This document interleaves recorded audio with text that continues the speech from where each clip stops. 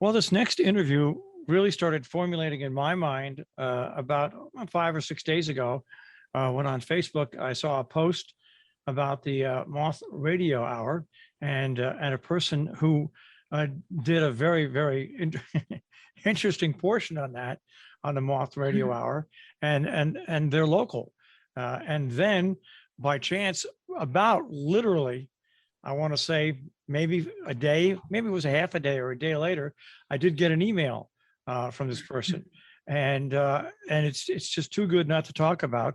What I'm talking about is Anoush Froundjain, who's joining us now on Robin Hood Radio. Anoush, thank you for joining us today. Oh, thank you. Thank you so much for having me. So I guess we should get the whole story, but first of all, how did you get an association with the Moth Radio Hour? Well, my husband and I were living in Brooklyn, and before then we were both improv comedians. So we went from the improv comedy world to, and I was always interested in storytelling. I heard about it. I heard about the Moth years ago, and it's been an interest of mine for a very long time. And I went to, and how it works is you go to a story slam in different areas in the city, and each of these slams will have themes. So, for example, like guests or Valentine's Day or love hurts or things like that. And you go and you put your name in a hat. And if they choose your name, you can get up in front of an audience and tell a 5-minute true story. And after you kind of get points, it's kind of judged on just the telling of it, if it's true, if it's concise, if it answers the theme of the night, etc. And if you win one of those, you can perform at the Moth Grand Slam. So I went to my first Moth Slam, Story Slam, and I won it. And I got invited to perform at the Moth Grand Slam. And when we prepared our stories for that night, that was the story I told in the radio. That was in the radio hour. And it was incredible. I could not have, and I remember thinking when they got the theme, it was out of a net. It was kind of like the theme was like, in a situation where you are outside of your net, there's no safety anywhere. And I had an idea of the story I wanted to tell, and when I was telling I had a couple of ideas, and then except for this one that was like kind of scary for me to reveal. And my husband, I remember him saying, "You have to tell this story," and it was the one about the Sharon Playhouse. Well, that in your post, it basically says the Moth Radio Hour. Listen and see what it's like to live life in a fast lane in Sharon, Connecticut. So really, basically, in telling stories, you're like a comedian that works their way up from the small clubs in New York and works to something much bigger. Is that's basically what this parallels to, right? Yeah, I started out taking classes in improv comedy. So, and being in improv groups, and then just learning about the storytelling world. And we would and we practice. I practiced. There are storytelling shows in clubs, and then they're on stage. Every kind of there's all kinds of practice to get your voice heard and honing it. And I think we'll see what the next steps are, and because storytelling can go in so many directions. It's great to hear about comedy. My father was a comic in the 50s, a very successful comic who, unfortunately, he was kind of like a shooting star. He rose to fame and enjoyed every second of it, and then the star burned out. Life is a lot different today when you work in comedy, simply because, or what storytelling, simply because there's so much media available, like the Moth Radio Hour, where all of a sudden you get so much exposure. Have you received? I mean, before we talk about talking about the Sharon Playhouse, have you received a lot more inquiries and exposure since you've been on the Moth Radio Hour? Yeah. And I've also been asked to be on shows after it, in the city. 'Cause, life has changed so much in the last 2 years. Since it will almost be 2 years where my husband and I will have been living in Lakeville, Connecticut. And yeah, there were a lot more opportunities. But I mean, I don't know, for me, it was just any chance I could tell an audience about what it was to grow up in an Armenian family was just an opportunity for me. So let's get to the story you told about the Sharon Playhouse. Just give us some of the particulars on it. By the way, you can find this story at the Moth Radio Hour website. You can also find a link to it on Anoush's Facebook page. But also, when we finish this interview, we'll put a link up to that on our on-demand page. So tell us a little bit of just a little bit, a tease on the story you told. Yeah, so my family has been coming up to Salisbury every summer, my extended family. So I'm familiar with the area. This is just the first time I'm living here full time. But when the story took place, it was 2001. And I was about to become a sophomore at Mount Holyoke College. And I was back and looking for a job. And I got this job as a box office manager at Sharon Playhouse. And I interviewed and I got it, and I was really excited. And the plan was that my family would be living at their summer home, my extended family, and I would be living in a dorm with everybody who worked backstage. And I was this, I was this shy college sophomore, and I loved my family. I didn't really drink or smoke that much, and so I'm living in this dorm, and everyone, when I first walked in, the first thing I noticed was that the floors were like lined with empty beer bottles. And I just thought, oh, I'm never gonna fit in with these kids.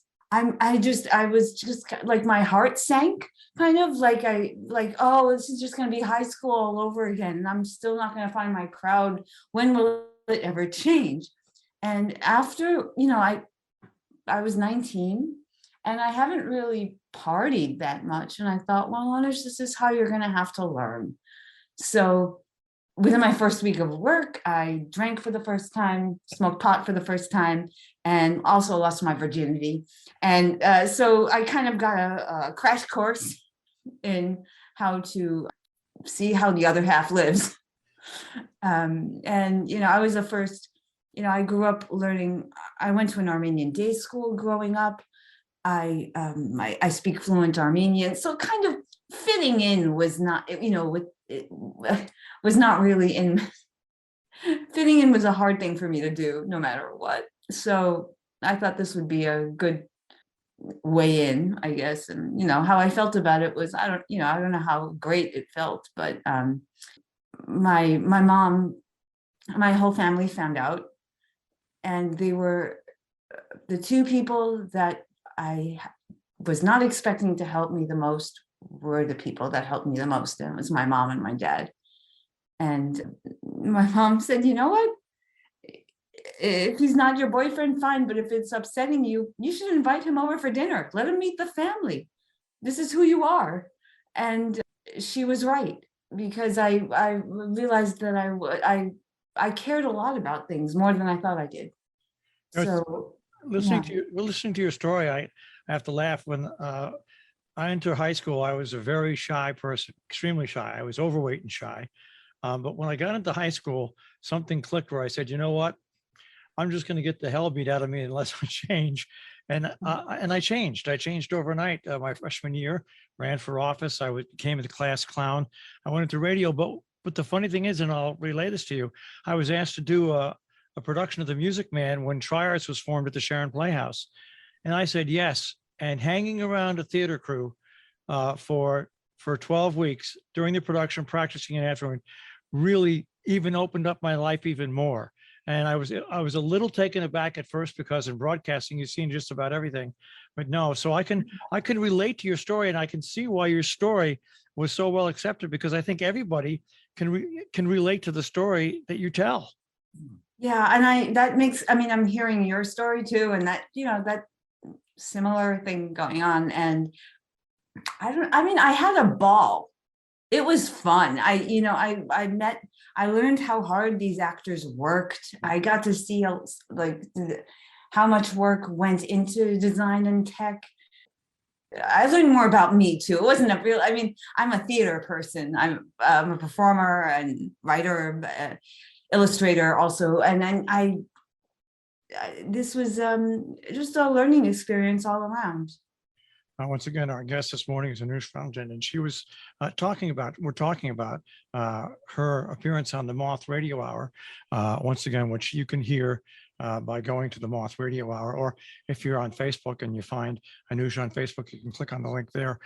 So now let's talk a little bit about your life up here. I mean, obviously the pandemic, you came up here, you become full-time residents. What do you think about the area now that you're 2 years into it and here full-time? I feel like I fit in, or I was able to move more seamlessly than I thought. I was familiar with the area, but like daily, it's definitely a change from Brooklyn on a Monday through Friday, winter alone. But it's been going well. Coincidentally, we are living in the house next door to my parents because they moved up here full time about 5 years ago. And so we live right in the middle of town, not in the middle of town, but very close to it.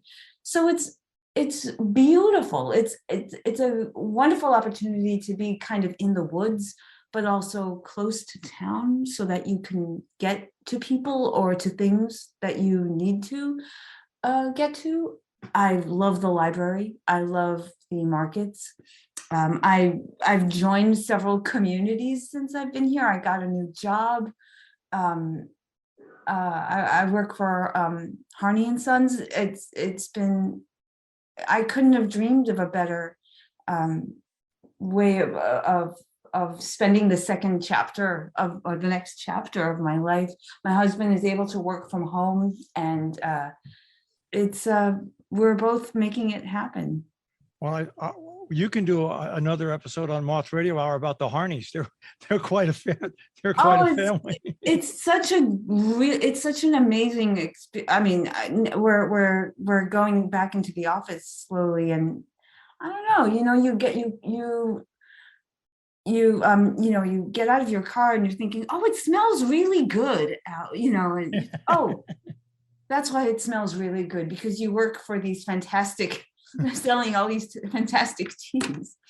Yeah, it's just really good to become friends with people in the community. And I've gone to a couple of concerts at maybe I think at one of the churches during Christmas time, during the holidays, and I recognized people, and it's just nice to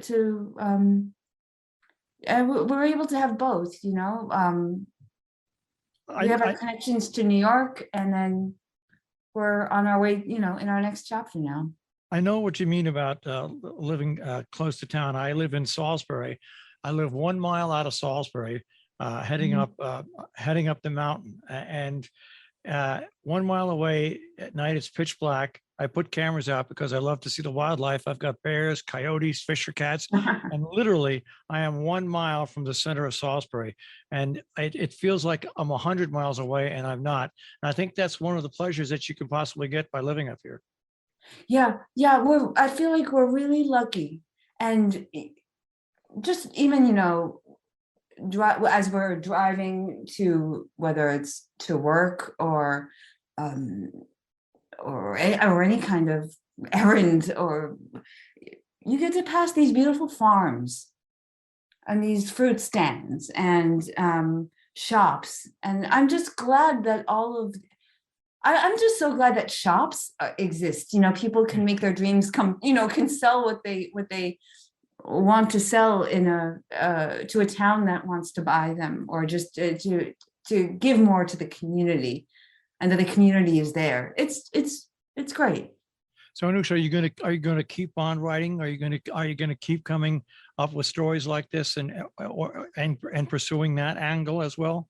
I'd like to, yes. I was just talking about this. The next story is in the works. I feel like I'm still living it though.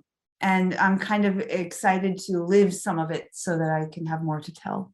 Well, I just think this is a great story, and I just see by the response on your posts on Facebook and also on posts in general media that I followed up on, is everybody really loved your story and your personality that goes into the story and the story behind the story. So much continued success, and knock on my door again and let me know when something like this comes up again. I will. Thank you.